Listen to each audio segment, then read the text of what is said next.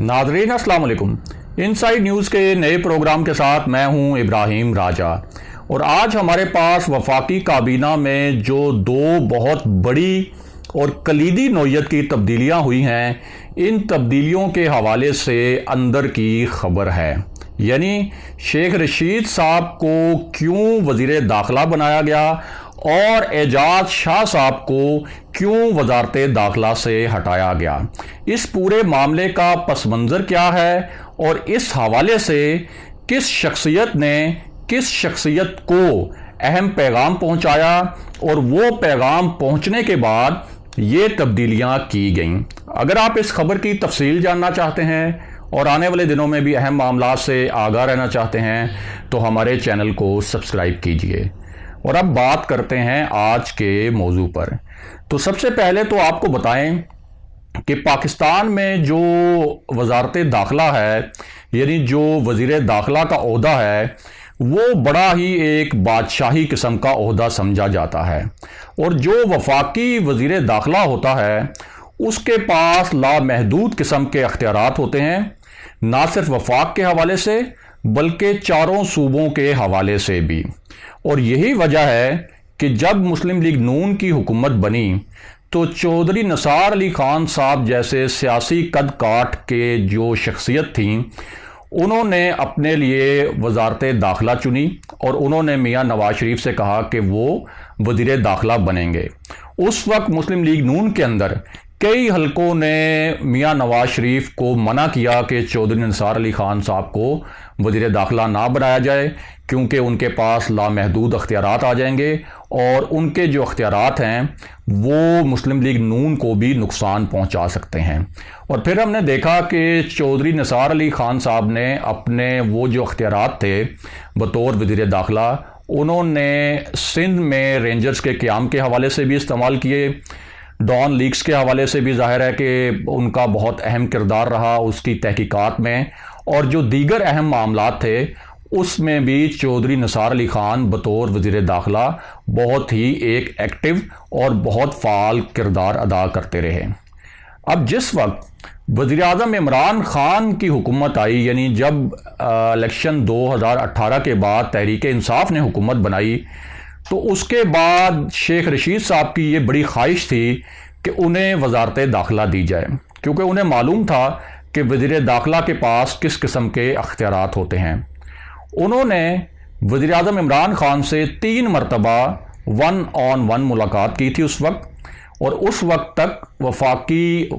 जो काबीना है उसका ऐलान नहीं हुआ था, और उन्होंने तीनों मरतबा ये दरख्वास्त की कि उन्हें वजारत दाखिला दी जाए।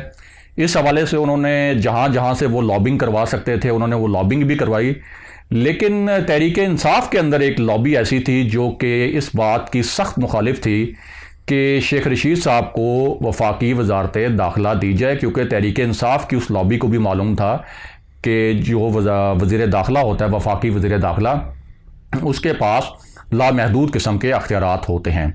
बहरहाल उस वक्त वज़ीर आज़म इमरान खान ने तहरीक इंसाफ के अंदर जो लॉबी थी उसकी बात सुनते हुए शेख रशीद साहब से कहा कि आपकी चूँकि पहले भी वजारत रेलवेज़ में एक्सपर्टीज़ रही हैं,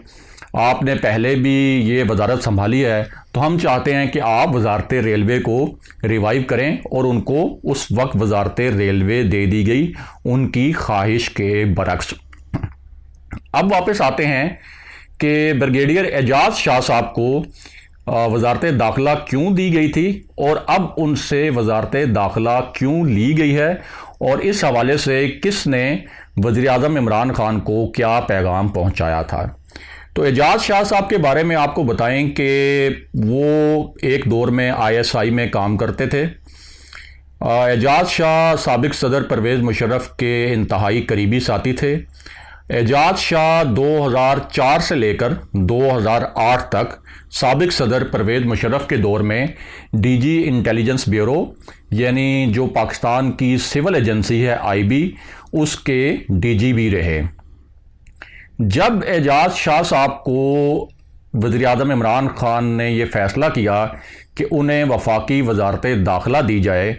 तो उस पर पीपल्स पार्टी ने बहुत ज़्यादा तनकीद की, مسلم لیگ نون نے بھی تنقید کی، دیگر اپوزیشن جماعتوں نے بھی تنقید کی، لیکن سب سے زیادہ جو تنقید تھی وہ تھی پیپلز پارٹی کی جانب سے، اور اس کی وجہ یہ تھی کہ جو محترمہ بے نظیر بھٹو کا قتل ہوا تھا، اس حوالے سے پیپلز پارٹی کا یہ الزام ہے کہ محترمہ بے نظیر بھٹو کے قتل کا جو مبینہ پلاٹ تھا، یعنی وہ جو ساری کنٹروورسی اس کے گرد گھومتی ہے، اس میں بریگیڈیئر اعجاز شاہ صاحب کا بھی نام آتا ہے۔ اس لیے اس وقت پیپلز پارٹی نے کہا کہ محترمہ بے نظیر بھٹو کے قاتلوں میں سے ایک قاتل کو وفاقی وزیر داخلہ بنا دیا گیا ہے۔ اس کے علاوہ بریگیڈیئر اعجاز شاہ صاحب نے ابھی ریسنٹلی ایک اور بہت ہی متنازعہ قسم کا بیان دیا، اور یہ ایک ایسا بیان تھا جس کے اوپر بعد میں خود حکومتی رہنماؤں نے بھی، کچھ حکومتی رہنماؤں نے مذمت کی اور کچھ حکومتی رہنماؤں نے اس بیان پر معذرت کی۔ یہ بیان اس حوالے سے تھا کہ انہوں نے یہ کہا کہ اے این پی کے جو رہنماؤں پر حملے ہوئے طالبان کے، جن میں اے این پی کے رہنما شہید ہوئے، وہ حملے اس وجہ سے ہوئے کہ اے این پی کی پالیسیاں ایسی تھیں، یعنی انہوں نے طالبان کے حملوں میں شہید ہونے والے اے این پی کے جو رہنما تھے، اس سارے معاملے کو اس طرح سے ظاہر کیا کہ یہ حملے تو اس وجہ سے ہوئے کہ اے این پی کی پالیسیز ہی ایسی تھیں کہ طالبان کو ان کی لیڈرشپ پر حملے کرنے پڑے۔ اس کے بعد ایک حکومتی کمیٹی بنائی گئی، اور اس حکومتی کمیٹی نے باقاعدہ اے این پی کی قیادت سے جا کر ملاقات کی اور بریگیڈیئر اعجاز شاہ صاحب کے اس بیان پر معذرت کی، اور کچھ جو حکومتی ارکان تھے انہوں نے تو باقاعدہ اس بیان کی مذمت بھی کی۔ اے این پی نے اس ایشو پر army chief general Qamar Javed Bajwa سے مطالبہ کیا تھا کہ وہ براہ راست اس معاملے کا نوٹس لیں، کیونکہ اعجاز شاہ صاحب کے بیان نے ان کے شہداء کی جو ان کی قربانیاں ہیں، ایک طرح سے ان قربانیوں کی توہین ہوئی ہے۔ اس کے علاوہ آپ کو بتائیں کہ یہ جو ابھی ریسنٹ فیض آباد کا دھرنا ہوا، وہ دھرنا جو کہ خادم حسین رضوی صاحب کی قیادت میں فیض آباد میں دیا گیا، اس حوالے سے حکومت کو یہ اطلاعات ملی کہ بریگیڈیئر اعجاز شاہ صاحب کی جو پالیسی تھی وہ اس حوالے سے خاصی کنفیوزڈ رہی، اور یہی وجہ ہے کہ فیض آباد میں یہ جو دھرنا تھا اس نے ایک پرتشدد صورتحال اختیار کی، اور یہ جو صورتحال تھی یہ مزید پرتشدد ہو سکتی تھی اور قابو سے بھی باہر ہو سکتی تھی، لیکن آخری وقت میں وزیر مذہبی امور کے ذریعے مذاکرات کیے گئے، اور اس میں کچھ انٹیلیجنس ایجنسیز کا بھی انپٹ تھا، اور علامہ خادم حسین رضوی صاحب کے ساتھ ایک معاہدے کے تحت وہ دھرنا ختم کیا گیا۔ لیکن وہ دھرنا تو ختم ہو گیا، لیکن اعجاز شاہ صاحب کی صلاحیتوں پر ایک سوال کھڑا ہو گیا۔ اب اس پورے تناظر میں اعجاز شاہ صاحب کی وزارت تبدیل کیوں ہوئی ہے، اس کی جو ہمارے ذرائع نے ہمیں وجہ بتائی ہے، جو سب سے بڑی وجہ وہ یہ ہے کہ اب چونکہ پی ڈی ایم کی تحریک ایک ایسا رخ اختیار کر رہی ہے کہ جس میں نظر آ رہا ہے کہ یہ ایک اس تحریک کے اندر تشدد کا عنصر بھی شامل ہوگا، کیونکہ پی ڈی ایم بضد ہے کہ وہ لانگ مارچ کرے گی، بالکل اسی طرح جیسے اس نے جلسے کیے، کسی جگہ پہ حکومت نے اس کو روکنے کی کوشش کی، لیکن پی ڈی ایم کے جو مظاہرین تھے انہوں نے رکاوٹیں وغیرہ ہٹا دیں۔ تو اب جب لانگ مارچ کرے گی پی ڈی ایم اسلام آباد کی جانب، اور کچھ رپورٹس ایسی بھی ہیں حکومت کے پاس کہ یہ لانگ مارچ جو ہے وہ ریڈ زون میں بھی جا سکتا ہے، اور ظاہر ہے کہ ریڈ زون میں جب یہ لانگ مارچ جائے گا تو وہاں ایک پرتشدد صورتحال پیدا ہو سکتی ہے۔ اب حکومت اگر ان مظاہرین کو روکنے کی کوشش کرتی ہے تو اس دوران جو پاکستان کے سول قانون نافذ کرنے والے ادارے ہیں، یعنی پولیس اور جو دیگر سول ایجنسیاں ہیں، ان کے اور مظاہرین کے درمیان ایک تصادم کی صورتحال بھی پیدا ہو سکتی ہے، ایک تشدد کی صورتحال بھی پیدا ہو سکتی ہے، اور اگر یہ تشدد کی صورتحال پیدا ہوتی ہے تو ظاہر ہے کہ پھر اپوزیشن جو ہے اس کا الزام جو ہے وہ وفاقی وزیر داخلہ کے اوپر ہی لگائے گی۔ اگر اعجاز شاہ وزیر داخلہ ہوتے تو سارا الزام جو ہے وہ پرتشدد صورتحال کا وہ پی ڈی ایم اعجاز شاہ صاحب پہ لگاتی، اور اعجاز شاہ صاحب کا چونکہ ایک فوجی بیک گراؤنڈ ہے،